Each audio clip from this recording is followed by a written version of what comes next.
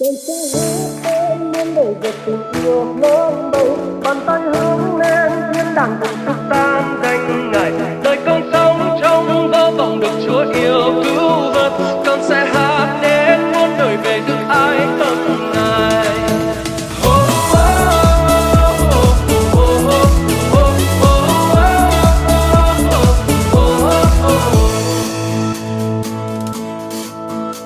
Đã từng bị mù, đã không thể thấy, tội lỗi đã cầm giữ cuộc đời. Từ trời ngài nhậm lời xin của tôi. Giêsu, Giêsu giải cứu rồi, Giêsu, Giêsu giải cứu rồi. Con sẽ hát đến muôn đời về tình yêu lớn bay, bàn tay hướng lên thiên đàng cùng chúc tan danh ngài. Đời con sống trong vô vọng được Chúa yêu cứu vớt, con sẽ hát đến muôn đời về đức ái tâm ngài.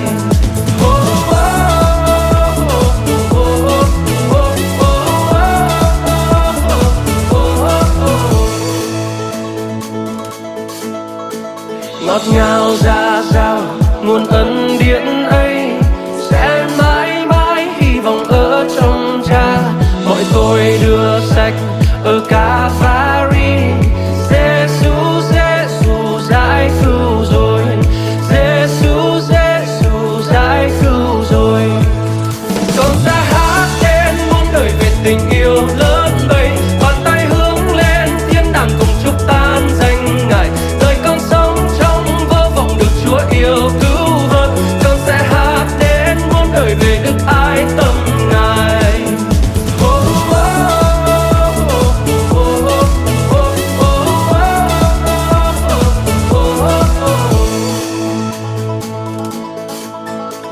Ô kia là nhà vượt tầng mây xa, bài hát sẽ muôn đời trên môi ta. Vượt mộ phần rồi sự chết buông tha, Giêsu, Giêsu giải cứu ta, Giêsu, Giêsu giải cứu ta. Con sẽ hát đến muôn đời về tình yêu lớn bay, bàn tay hướng lên thiên đàng cùng chúc tan danh ngài. Đời con sống trong vô vọng được Chúa yêu cứu vớt, con sẽ hát đến muôn đời về đức ái tâm ngài. Con sẽ hát đến muôn đời về tình yêu lớn bay, bàn tay hướng lên thiên đàng cùng chúc tan danh ngài. Đời con sống trong vô vọng được Chúa yêu cứu vớt, con sẽ hát đến muôn đời về đức ái tâm ngài. Con sẽ hát đến muôn đời về đức ái tâm ngài. Con sẽ hát đến muôn đời về đức ái tâm ngài.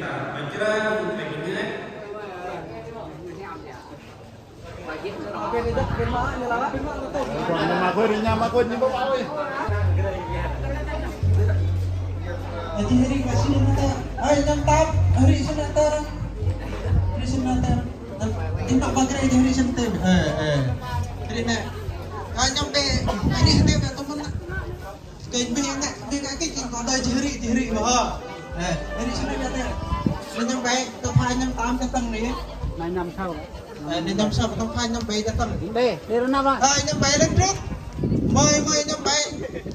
Dinya bagre di dito arpe dinya bagre wa teman ka bagre to kono na. Tuyak. Oi, ai nhông bé lên tôi. Mời nhông bé. Ta hai hàng rồi.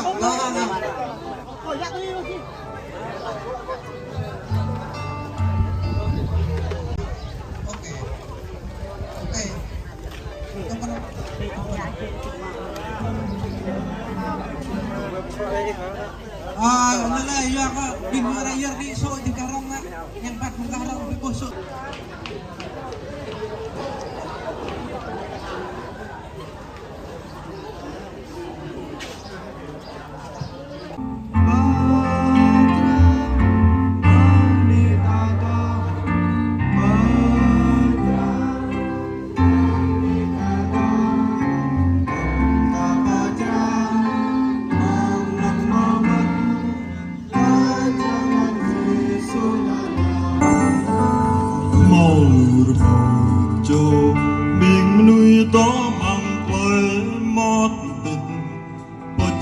bê ta lê ba ngạch yung bin ngà bạc lê prot nham cơ như ba chang bê ta lê ba ngạch ba chang bê rồi pro nham cơ Giêsu Rừng nhã mang lời gió cờ như cún đỏ mang đi tơ nạp tập bờ trăng về quỷ rờ cao mông bầu lùi bầu trù nuôi trăng rơ mang lời phâu yam xịt bờ trăng về lời ban ngạch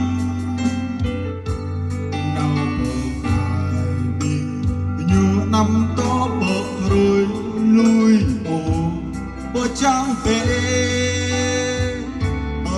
bờ ngàn bờ trăng về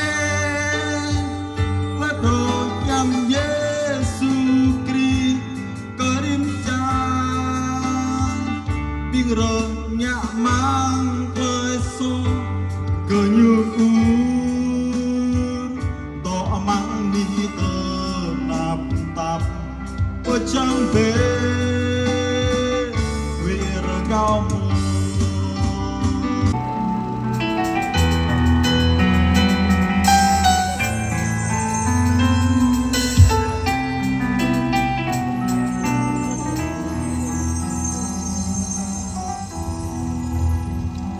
lặng đường đi qua yang rơi cầm đôi nam ta rồi ra ra chẳng có lăn hàng gai yang rồi bơ chẳng bơ rồi cơ nam mơ hang pran jua ngơ yang nhu prong đi giang Giêsu jing yang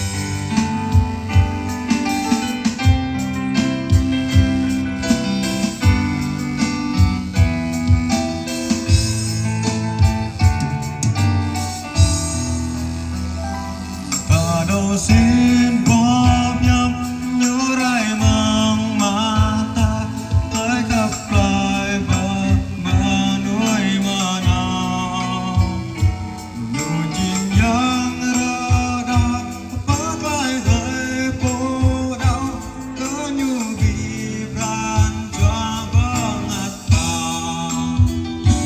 giang Giêsu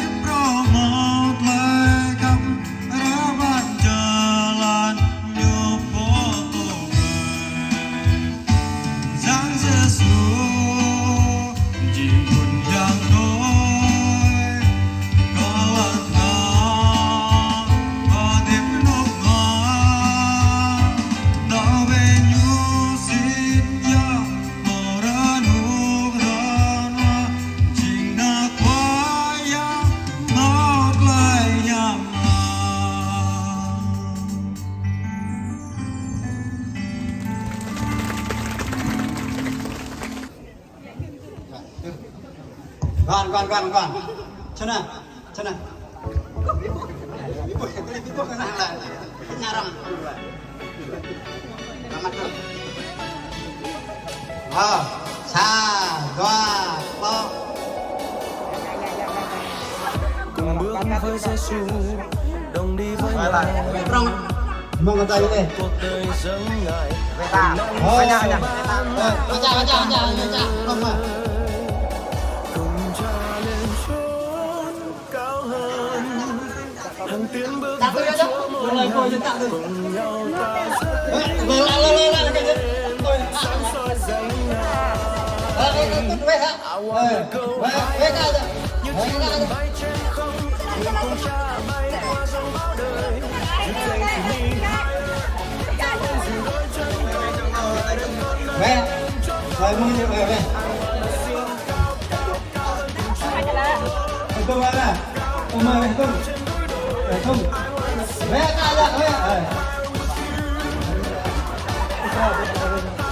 nên em tao về cùng bước với Giêsu đồng đi với Ngài đi về ba về cả mười về cùng cha lên chốn cha cao hơn hàng tiến bước với Chúa mỗi ngày cùng nhau tại sao tu cái gì người ta qua những cái vấn đề này sáng soi danh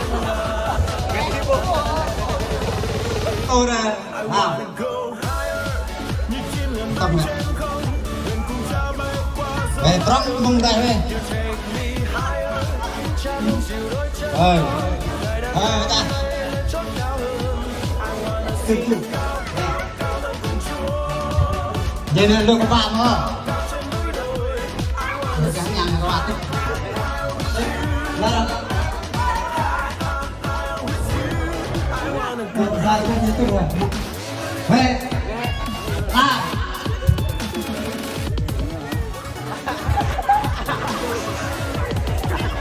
tôi đây là tôi lên ra đây tôi nó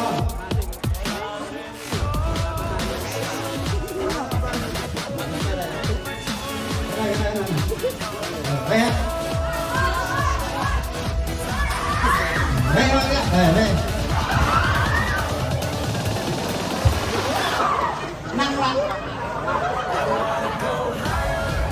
con em như vậy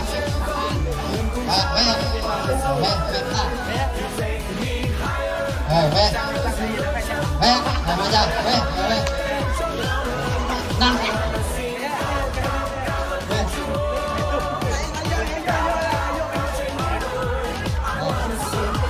nào nghe năng về đúng về tung mà ra về ta thôi về mà ra ở chín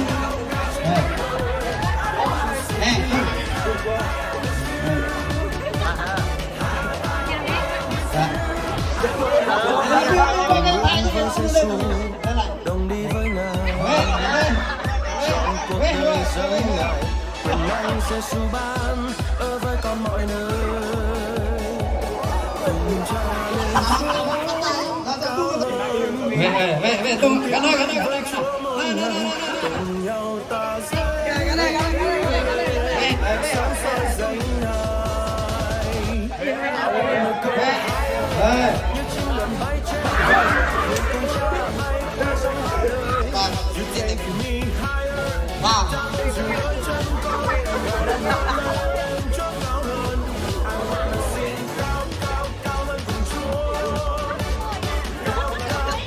bắt đầu cái hà tổ chín năm ngày mình bắt những cô bắt lên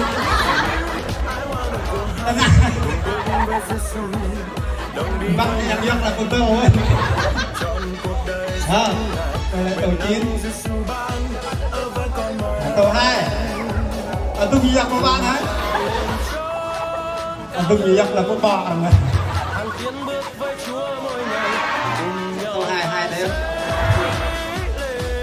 sáng soi danh tổ chín Không đấy. Một đêm. Trả tiền hàng năm. Số 8, số 3. Mana.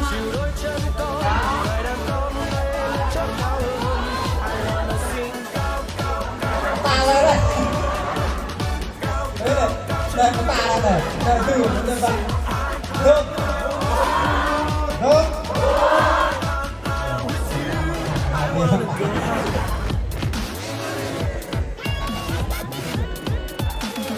Tô bê, tô bốn. Mắt. Tô bê, tô bốn này.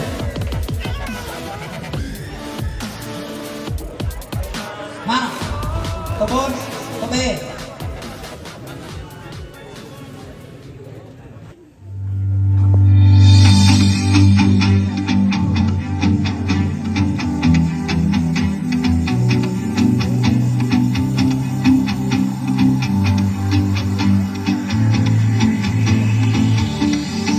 Con không sợ lo bất an, con không buồn lo nguy nan, dù cho kiếp kinh vây quanh hoặc trong gai luôn phủ vây. Chúa mãi mãi hằng bên con hoài, con sẽ nương dựa nơi cứu chúa.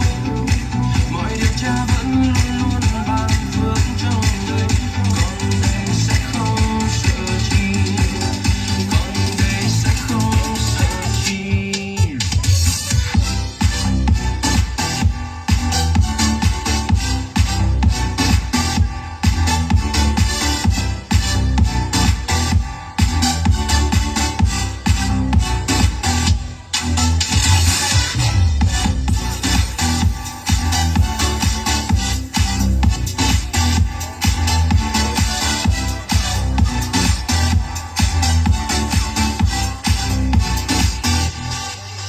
Con không sợ lo bất an, con không buồn lo nguy nan, dù cho kiếp kinh vây quanh hoặc trong gai luôn phủ vây. Chúa mãi mãi hằng bên con hoài, con sẽ nương dựa nơi cứu chúa. Mọi điều Cha vẫn luôn luôn ban phước trong đời, con đây sẽ không sợ chi. Ngài luôn luôn thành tín Chúa hằng cứu giúp con xin ghi nhớ Chúa luôn trong đời. Giữa thế gian Cha là nơi ẩn náu đời con vững tin, dưới cánh thiêng con được che chở vững an.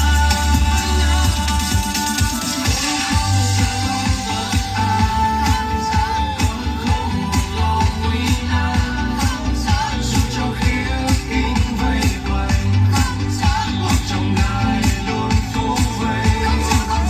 Chúa mãi hằng bên con hoài, con sẽ luôn dựa nơi cứu Chúa. Mọi điều Cha vẫn luôn luôn ban phước trong đời, con đây sẽ không sợ chi. Con đây sẽ không sợ chi. Con sẽ không sợ, con sẽ không sợ. Chúa luôn bên con nên con đây sẽ không sợ. Con sẽ không sợ, con sẽ không sợ. Chúa luôn bên con không rời xa con bao giờ. Kinh khi ban đêm hai tên bay trong ban ngày và đêm đen vây quanh và trong gai từ hôm nay qua 30 ngày con không hoang mang. Chúa luôn bên con bao bình an.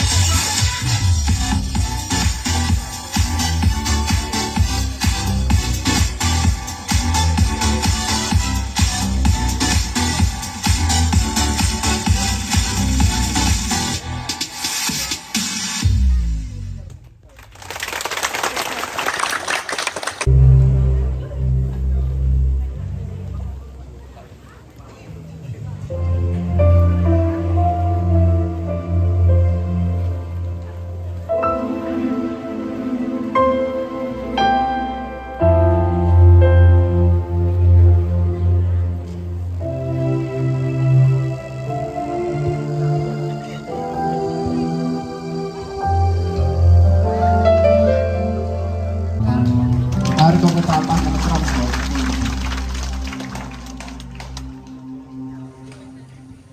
Tôi có buka lại penonton.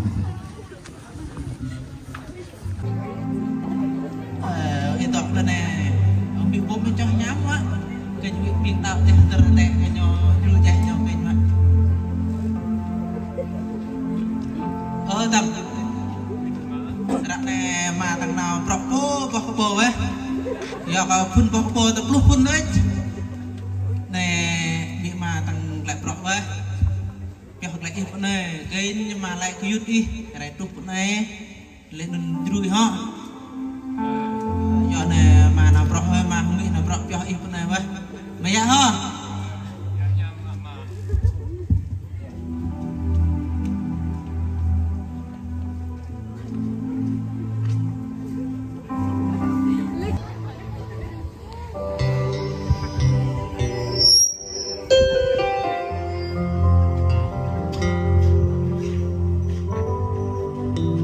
ơi Giêsu Papa à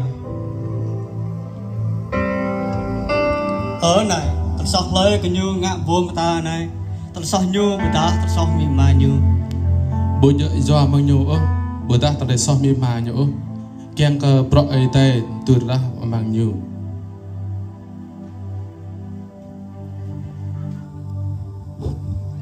từ đang đó rồi không biết ta mò bọc có cô kéo này cô tôm lặng trúc lặng run bu mồ nơi thì mặc rõ từ đang có đó mang lật nát có gì từ hai có lật nát na rau bé bố ta nói ya siloe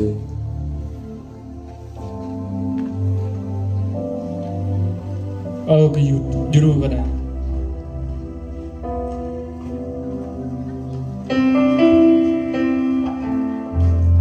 bố giờ cái đó bố rồi juru berkau juru nampak bố nào rau peta nào rau bộ ya tenau siloe peta rau ya siloe ta là con nào tenau orang ngại chót thằng răng hiam con ngại chót thằng răng bồm như mày bơi mặt đây bạn tên thế vậy cô phải thâu mình đặt tay thằng chị là chăm chị rồi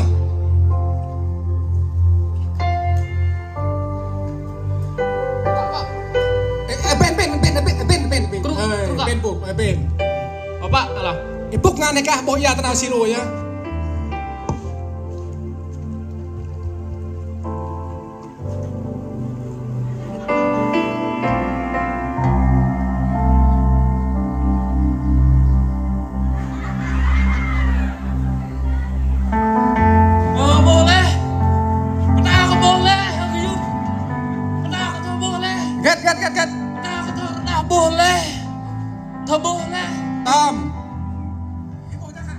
boleh hilang dengan Lena makin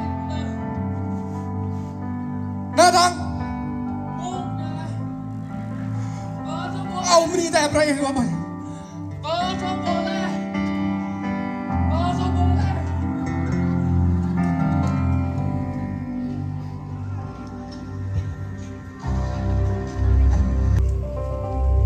nào mệt là rakyat rồi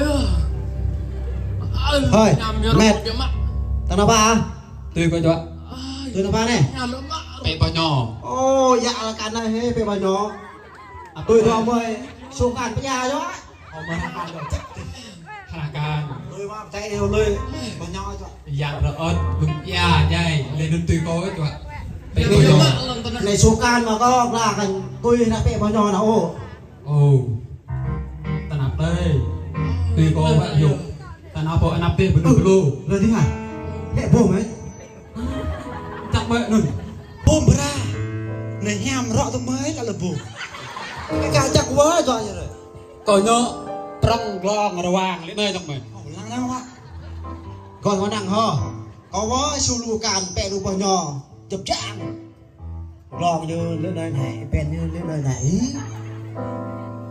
nhồi rơi này dỗ mỡ bộ này tuyệt tọ bé là con làm cái nào mà đáng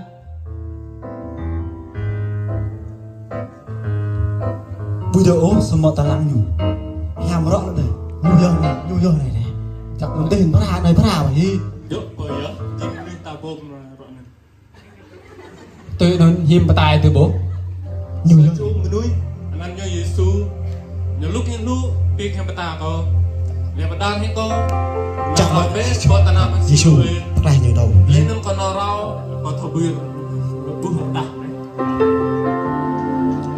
Cô bạn như lẽ. có bươn thầu Nào, ta được Giêsu chui được. ini gak ada bridging kalau tengah ini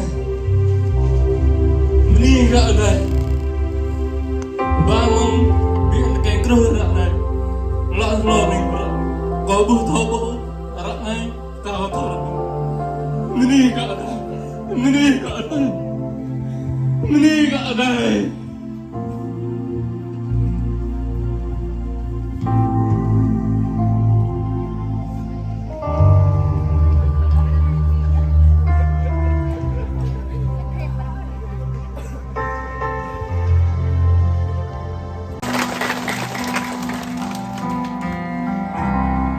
Này bạn yêu ơi, sự sống đến từ đâu?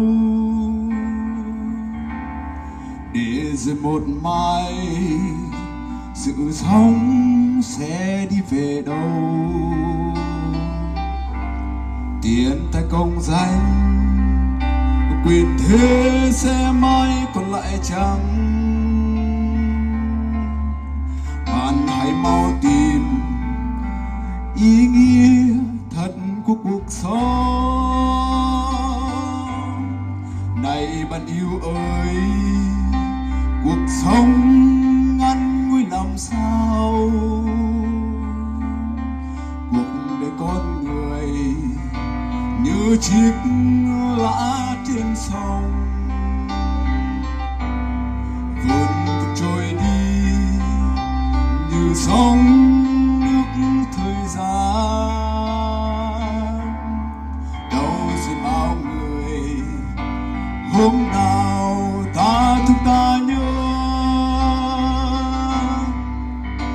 rồi một ngày kia Chúa đến, Ngài hỏi bạn đã sống ra sao. Rồi một ngày kia Chúa đến, Ngài hỏi bạn đang sống thế nào. Rồi một ngày kia Chúa đến, liệu bạn sẽ trả lời ra sao? Vì thì giờ cuộc đời Cha giao phó, hiện nay bạn đang sống thế nào?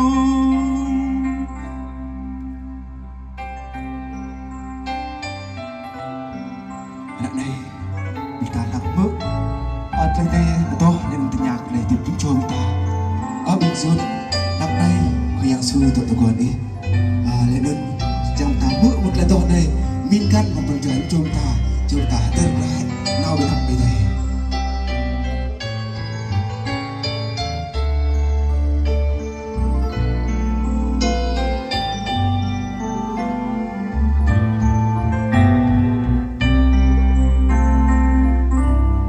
Này bạn yêu ơi, sự sống đến từ đâu?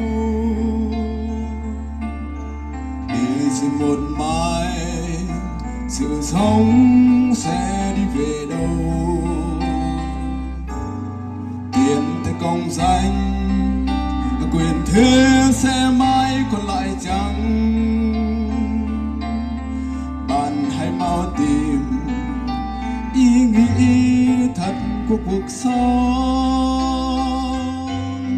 Này bạn yêu ơi, cuộc sống ngắn ngủi làm sao? Cuộc đời con người như chiếc lá trên sông, vun vút trôi đi như sóng nước thời gian. Đâu rồi bao người hôm nào ta thương ta nhớ, rồi một ngày kia Chúa đến, Ngài hỏi bạn đã sống ra sao. Rồi một ngày kia Chúa đến, Ngài hỏi bạn đang sống thế nào. rồi một ngày kia Chúa đến để bạn sẽ trả lời ra sao vì thì giờ cuộc đời Cha giao phó hiện nay bạn đang sống thế nào rồi một ngày kia Chúa đến Ngài hỏi bạn đã sống ra sao rồi một ngày kia Chúa đến Ngài hỏi bạn đang sống thế nào rồi một ngày kia Chúa đến để bạn sẽ trả lời ra sao vì thì giờ cuộc đời Cha giao phó hiện nay bạn đang sống thế nào hiện nay bạn đang sống thế nào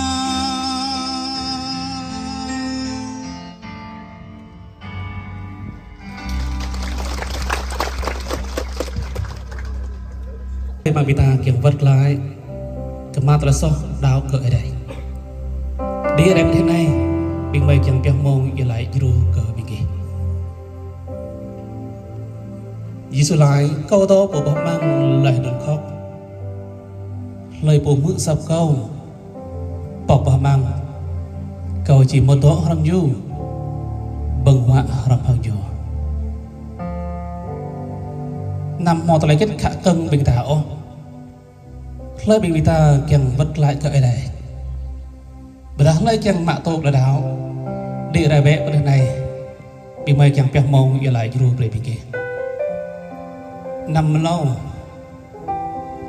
nằm huyết ra lo nấy chừng mong yom lắc tọ mô mong gặp bên đi khai đây ở mò xài trồ đi ở đây này lại à tập cho để ring cho bình ta lấy mình gần chẳng vật lại ở đây nay chừng mong việc về bình ta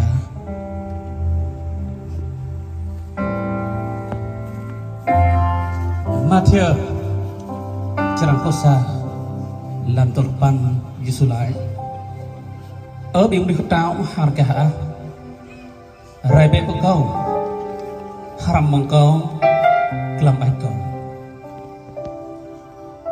chít paran jua biển lôi khạc một khoai yang rung răng ngọt ninh từ ta mau Giêsu chứng phun có lại ngay berat lah tiếp ke binta dengan bang satu beladar binta nyarengot ke mikma nyarengot ke sang adai kan bang lại tụng tưng bang hoa binta tidak binta tu koma tersahubat lah ke adai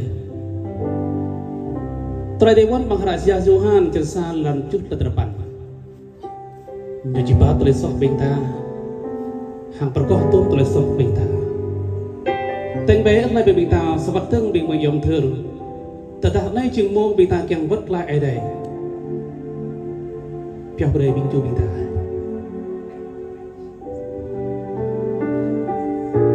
Giêsu truyền giảng lấy khắp